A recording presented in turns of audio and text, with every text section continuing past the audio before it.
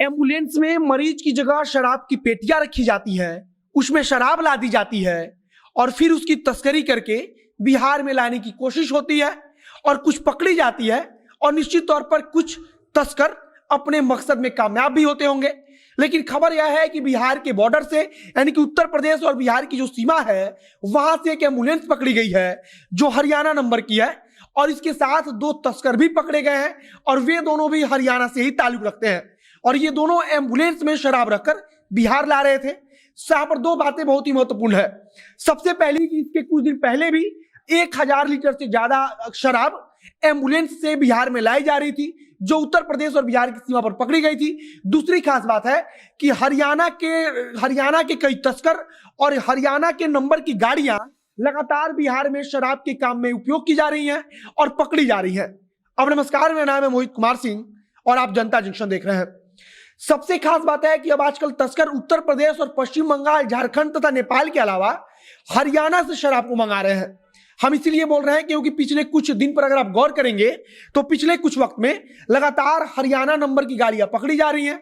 Haryana number की गाड़ियों से यहां पर शराब लाई जा रही है और उस शराब को बिहार में बेचने की योजना रहती है।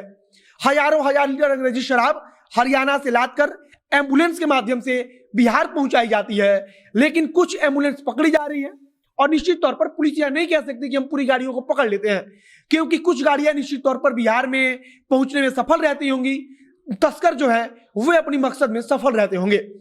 लेकिन खबर यह है कि उत्तर प्रदेश और बिहार की सीमा पर आज एक एम्बुलेंस पकड़ी गई। गुप्त सूचना के आधार पर पुलिस के पास यह जानकारी आई थी कि उधर से शराब की एक बड़ी खेप लाई जा रही है और फिर इसी आधार पर पुलिस हर एक आने जाने वाली वाहनों की चेकिंग करने लगी।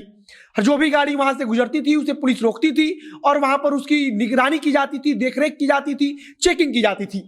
और इसी दौरान एक एम्बुलेंस जो सायरन बजाते हुए वहां पहुंचा और फिर पुलिस वालों को शक हुआ तो उन्होंने एम्बुलेंस को रुकवाने की कोशिश की, लेकिन एम्बुलेंस वाला वहां पर रुका नहीं। इसके बाद से पुलिस वालों ने उसे आगे जाकर पकड़ लिया। पुलिस वालों को शक इसी बात से हो गया कि एम्बुलेंस रुकने से आनाकानी कर रहा है। इसके बाद से पुलिस वालों ने जब उसे रुकवाया और एम्बुलेंस के अंदर जब खोजबीन की गई, वहां पर छानबीन की गई, तब पता लगा कि इस एम्बुलेंस से मरीज नहीं ढोए जा रहे हैं बल्कि इस एम्बुलेंस के सहारे अंग्रेजी शराब को हरियाणा से बिहार में लाया जा रहा है तस्करी के लिए। सबसे बड़ी बात है कि एम्बुलेंस से जिस शराब को लाया जा रहा था वह शराब मुजफ्फरपुर में पहुंचाई जा रही थी। पुलिस अब इस बात की जांच पड़ताल में जुटी है कि आखिरकार एम्बुलेंस से जो शराब मंगाई जा रही थी वह मुजफ्फरपुर में किसके पास पहुंचाई जानी थी, मतलब कि उसे कौन मंगा रहा था और यहाँ पर बिहार में ऐसे कौन से बड़े माफिया हैं जो इन सब कामों को देख रहे हैं, इन सब कामों को अंजाम दे रहे हैं। क्योंकि जो ड्राइवर या खलासी या फिर जो भी दो तस्कर पकड़े गए हैं वे सिर्फ एक मोहरे हैं, बल्कि असली जो धंधेबाज हैं, जो असली तस्कर हैं, बड़े तस्कर हैं, वे मुजफ्फरपुर में बैठे होंगे और मुजफ्फरपुर से ही वे पूरे काम को अंजाम दे रहे होंगे और उनके इशारे पर ही शराब को मंगाई गई थी। फिलहाल कुछ वक्त पहले भी हरियाणा और बिहार की सीमा पर एक एम्बुलेंस पकड़ी गई थी जहां 1000 लीटर से अधिक शराब बरामद हुई थी और उस एम्बुलेंस के माध्यम से भी यहां पर बिहार में शराब लाने की कोशिश हुई थी। इसके पहले राजधानी पटना के करीब से भी एक ट्रक पकड़ी गई थी जिसमें एक ट्रक शराब लदी हुई थी और सबसे खास बात है कि उस ट्रक का नंबर भी हरियाणा का ही था। इसके अलावा भी हरियाणा नंबर की कई गाड़ियां हाल फिलहाल में बिहार में पकड़ी गई हैं जिनका उपयोग शराब तस्करी के लिए किया जा रहा था।